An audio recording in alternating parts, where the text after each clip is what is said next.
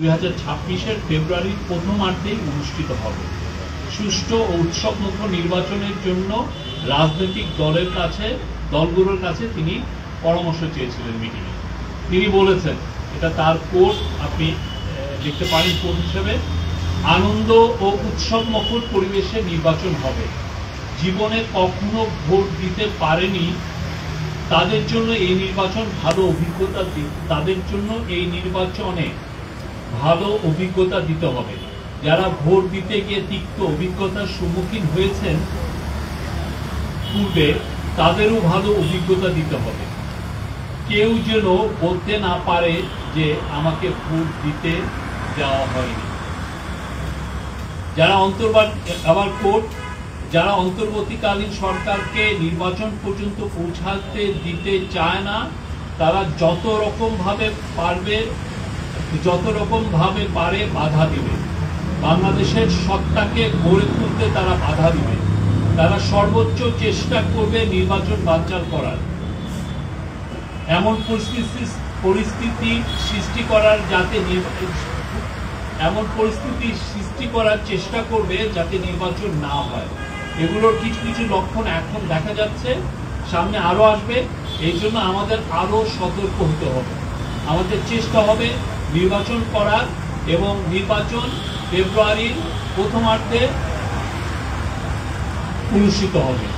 নির্বাচিত সরকারের হাতে আমরা ক্ষমতা হস্তান্তর করব। এবারে নির্বাচন অনন্য নির্বাচন, এটা অন্তর্বর্তীকালীন সরকারের নির্বাচন নয়। এটা এই দেশের সকল মানুষের, সকল রাজনৈতিক দলের নির্বাচন। এই নির্বাচনের আকাঙ্ক্ষা হলো ভবিষ্যতের বাংলাদেশ নির্মাণের। এই নির্বাচন হবে নিজেদের পায়ে দাঁড়ানোর সাহস অর্জনের, নিজের ভঙ্গিতে দেশ পরিচালনার নির্বাচন। এই নির্বাচন অন্য কোনো দেশের থাবা মারার কোনো নির্বাচন এই নির্বাচনে অন্য কোনো দেশের থাবা মারার কোনো সুযোগ যেন না থাকে।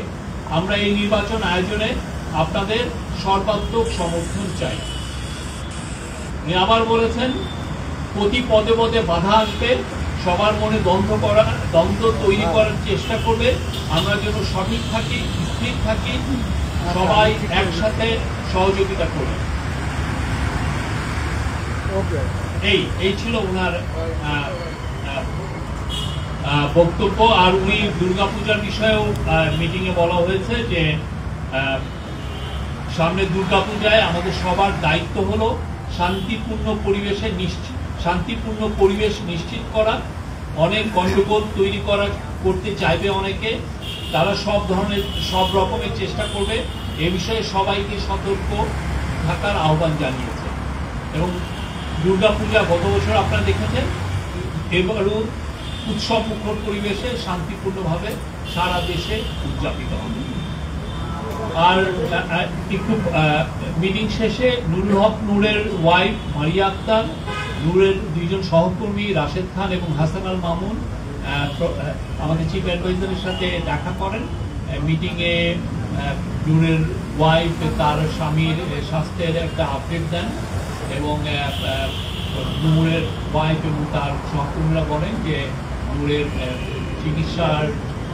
বিদেশি চিকিৎসা প্রয়োজন, এবং তাৎক্ষণিক প্রফেসর ইউনুস এটা শুনে উনি নির্দেশ দিয়েছেন হেলথ মিনিস্ট্রিকে যে তাকে বিদেশে পাঠানোর জন্য, তাকে বিদেশে সর্বোচ্চ ভালো চিকিৎসা দেওয়া হয়, সেটার ব্যবস্থা নেওয়ার কথা উনি বলেছেন।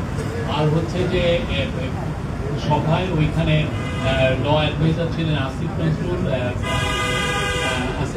অ্যাডভাইজার আদিউর রহমান খান এবং রিজওয়ানা হাসান ছিলেন। আসিফ নজরুল জানিয়েছেন যে এক সদস্য বিশিষ্ট একটি জুডিশিয়াল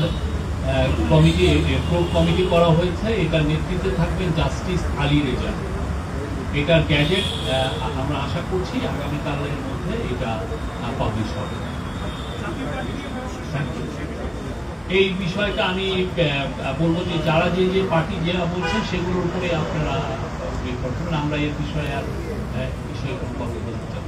রাজনৈতিক দলগুলোর জন্য কমিটি করার কথা বলেছে, নির্বাচনের জন্য সমন্বয় কমিটি বা রাজনৈতিক পরিষদ করার কথা বলেছে। এর প্রেক্ষিতে প্রধান উপদেষ্টা কোনো অনেকগুলো সাজেশন এসছে। আমাদের চিফ অ্যাডভাইজার প্রত্যেকটা সাজেশন নোট ডাউন করেছেন, আমরা নোট দিয়েছি এবং সে অনুযায়ী আপনার সামনে নির্দেশ দিয়েছি। আর স্যার যেটা বলেছেন যে এগুলো নিয়ে আরো মিটিং